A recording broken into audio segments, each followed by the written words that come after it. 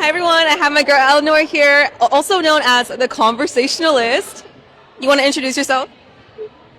Sure. I'm Eleanor. If you are new, welcome.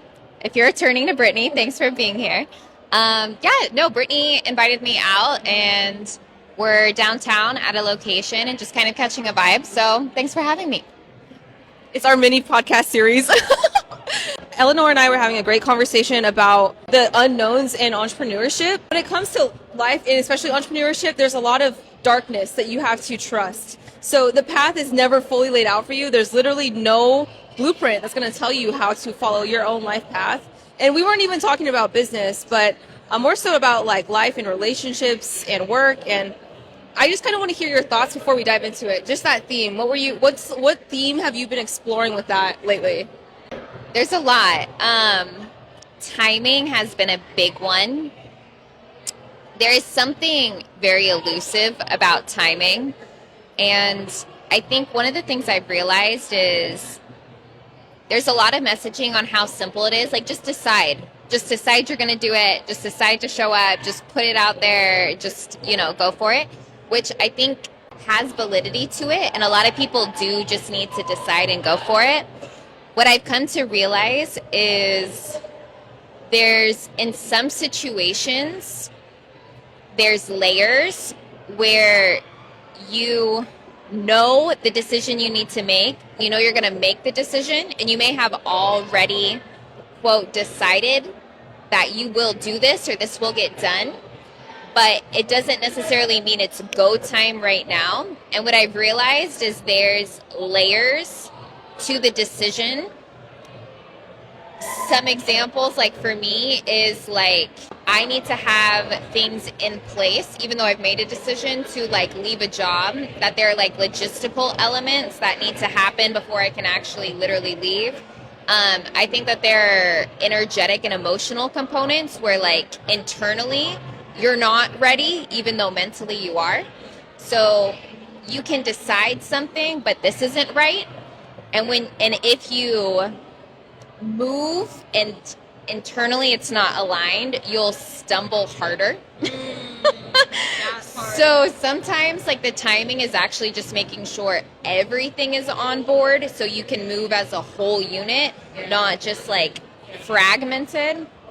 And then the other thing I've realized is sometimes you've decided or you know what you need to do or the message you need to deliver, but who your message is for, there's like a timing there where like the minds and the hearts are ready for your offer or like ready for your service or ready for what you need to say.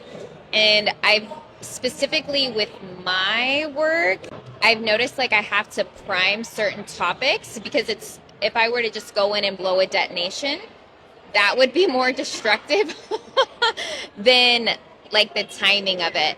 So in terms of the unknown and the dark path you're walking, you're not really sure, timing has been huge in terms of like making the decision and then what layers of the decision have to be on board for like to actually go.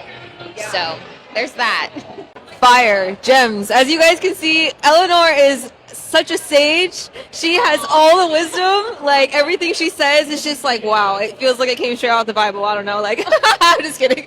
I am just kidding. But anyways, the timing part, like I can relate to that because I've said, oh, I would write a book. I would write a podcast, but it's just not the right timing for that. Like, of course I want that, but it's like, if I were to force that right now, it's actually going to steer me away from what I am meant to be doing right now. And the stumble harder part, yes, that might happen, but like it just pulls you out of alignment. And I think that makes me stumble in other areas of my life because I'm acting out of alignment, I would say.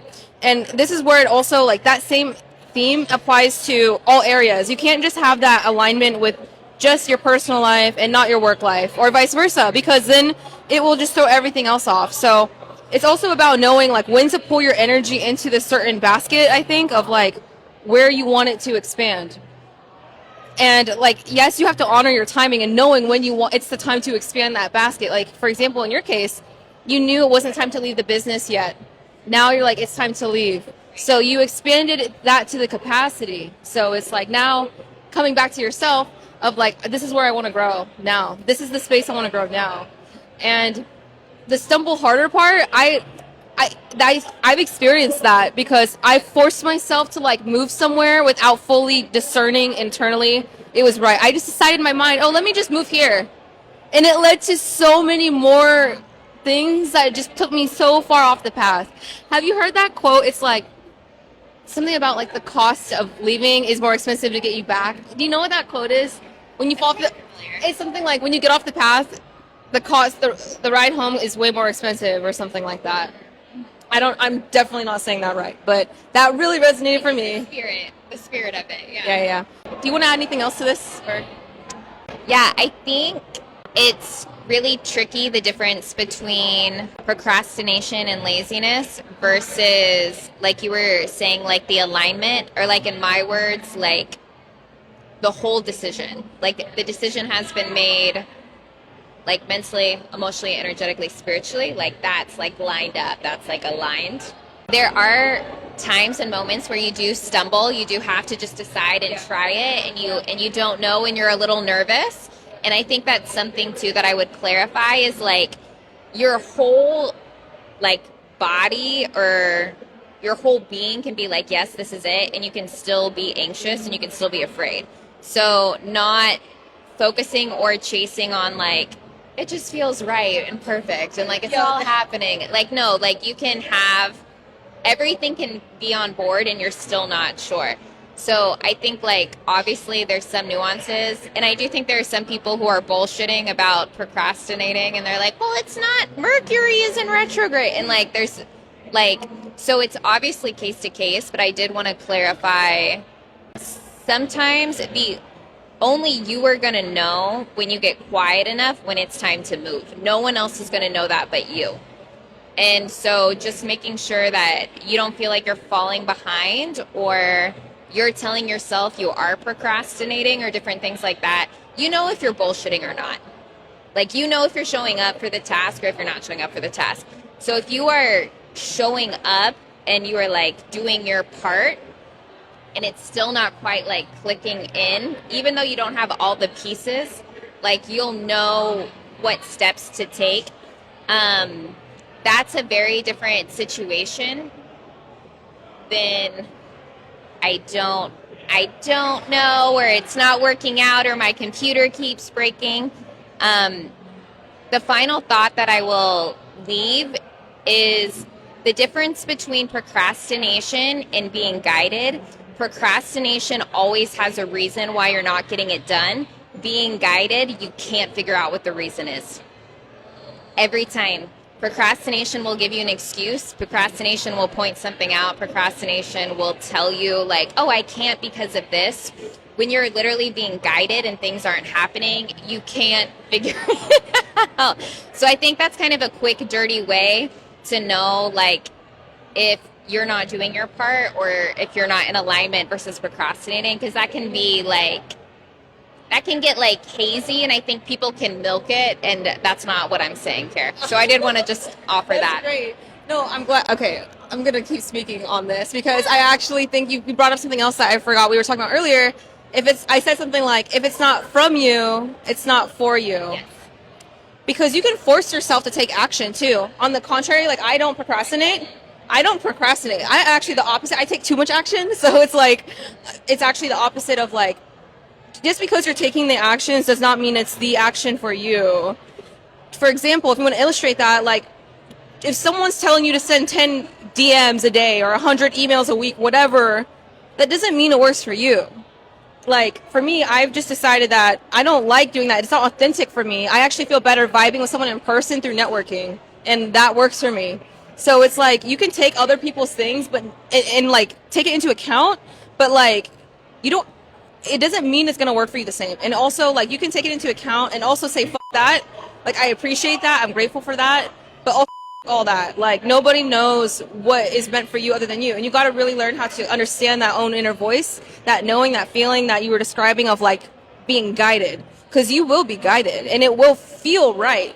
But also, you can't always just do things when it feels right, too, because then you will fall into the procrastination. It's like this spectrum that we're illustrating, like procrastination to guided and to, like, taking too much action. It's like this delicate balance between all of them. And I think understanding this landscape is actually very helpful for entrepreneurship, because people just want to know how to have a business, how to get this many clients, how to leave their job and just live off their own thing, which, yeah, we all want that. But it's like, there's no blueprint that's going to tell you how to get that. Even if you find all these steps, hire all the right things, people, whatever, it's going to take trial and error to understand the stumbling, to actually get to a place where it will feel good to you. And it's about being accepting of that, of the unknown and the darkness. Are you willing to sit in that discomfort? Because most people aren't, and that's when most people give up, and on themselves, on their business, on life, you know? So if you can learn to sit with the discomfort, I think,